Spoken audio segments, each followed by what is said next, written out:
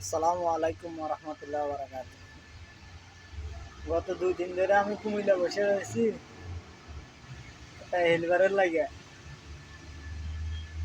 আপনার কাহিনী হয়েছে কি, আমার আগে যে গাড়ি চালাইতাম সুন্দরবনে, ওই গাড়ি হেলবারে আমার একটা হেলবার দিয়েছিল। হেলবারের বাড়ি আমি বলবো না, নাহলে এলাকার পর নামি হইব। এরপরে দিন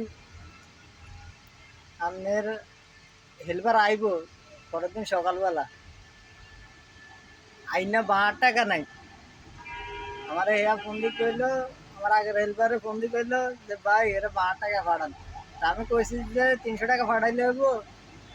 কয় 300 টাকা ভাড়াইলে কেমন হইব? তা আমি কইলাম যে ইয়ান তো নিয়ে না আইতে 100 টাকা লাগে, আমি 300 টাকা ভাড়াই দিতেছি আর হইব না। কয় আপনি 1000 টাকা ভাড়াই দেন।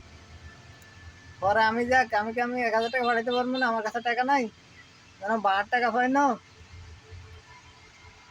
আমি আরেকজনের তো লই 500 টাকা ভাড়াইতে আছি। পরে আমি রাইতে 10টা বাজে টাকা 500 ভাড়াই দিছি।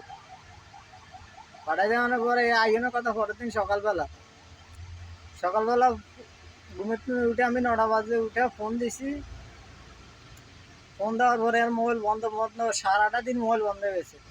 রাইতে 10টা বাজে আমার ফোন দিকে যে অবস্থা, আমি আইতে পারি নাই, আমার মোবাইল বন্ধ হয়ে গেছে। আচ্ছা ঠিক আছে, সকালবেলা পরের দিন সকালবেলা ফার্স্টে বেসে এলাম। পরে আচ্ছা ঠিক আছে, আমি কইতেছি যে আমি কুমিল্লা আছি, তুই ফার্স্টে বেসে রেস্ট। আমি আবার পরের দিন ফোন দিছি, আমার নাম্বার ব্ল্যাক লিস্টে ফেলাই দিছে। 2টা নাম্বার থেকে কল দিয়েছে, আমার 2টা নাম্বার ব্ল্যাক লিস্টে ফেলাই দিছে। আজ 3 দিন হয়েছে, মানে কারণ আমার নাম্বার ব্ল্যাক লিস্টটাতে উঠে না।